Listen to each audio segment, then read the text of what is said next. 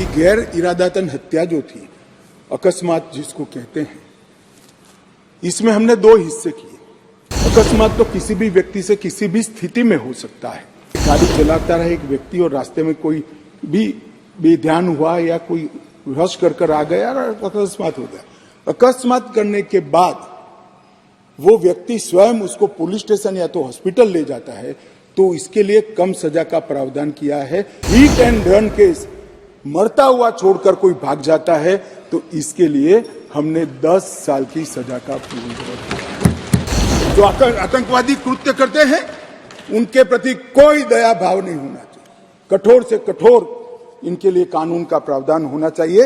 और ये नरेंद्र मोदी सरकार का उचित ही निर्णय है कि आतंकवाद के लिए ये कानून में हमने जगह दी है।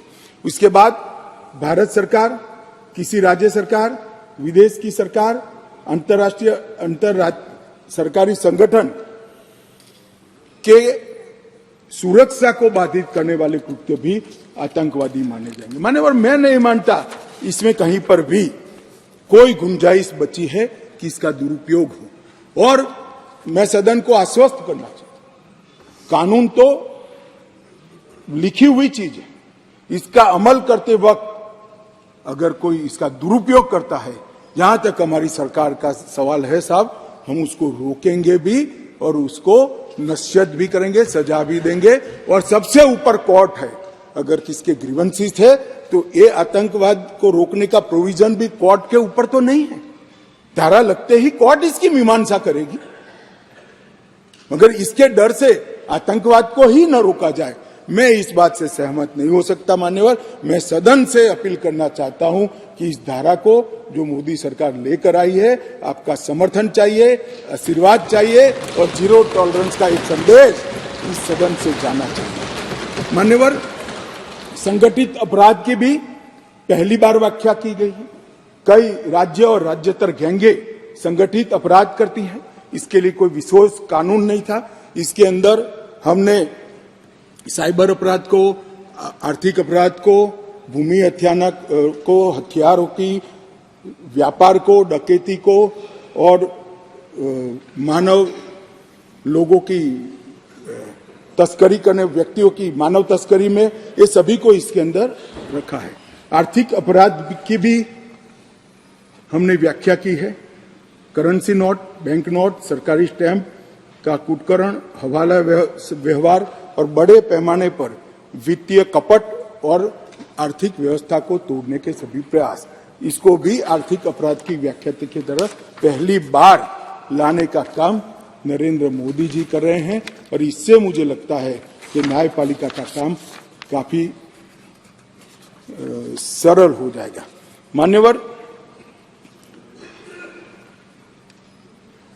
एक मैं स्पष्टीकरण करना चाहता हूं कि गैर इरादतन हत्या जो थी, अकस्मात जिसको कहते हैं, इसमें हमने दो हिस्से किए। अकस्मात तो किसी भी व्यक्ति से किसी भी स्थिति में हो सकता है। एक गाड़ी चलाता रहे एक व्यक्ति और रास्ते में कोई भी बेध्यान हुआ या कोई रश कर आ गया और अकस्मात हो गया।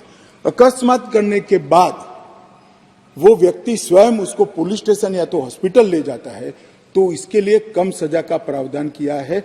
और हिट एंड रन केस, मरता हुआ छोड़कर कोई भाग जाता है, तो इसके लिए हमने 10 साल की सजा का प्रावधान किया। और मैं मानता हूं कि इससे हिट एंड रन के केस में काफी कमी आएगी।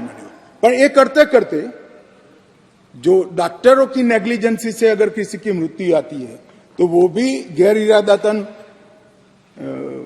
हत्या में आ जाती थी, इसकी भी सजा बढ़ गई।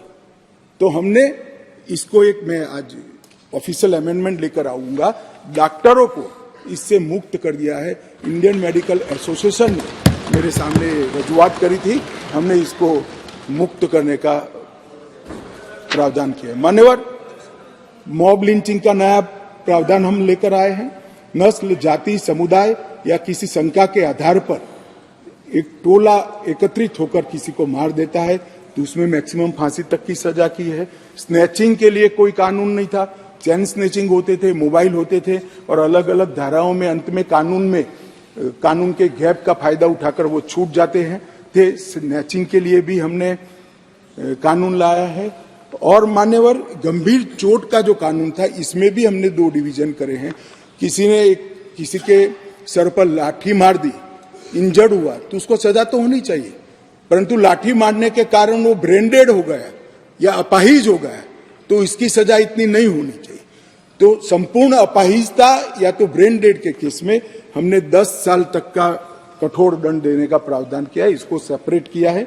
मान्यवर, गंभीर चोट का जो खंड 117 है, उसमें 10 साल की उम्र कैद का हमने प्रावधान किया है।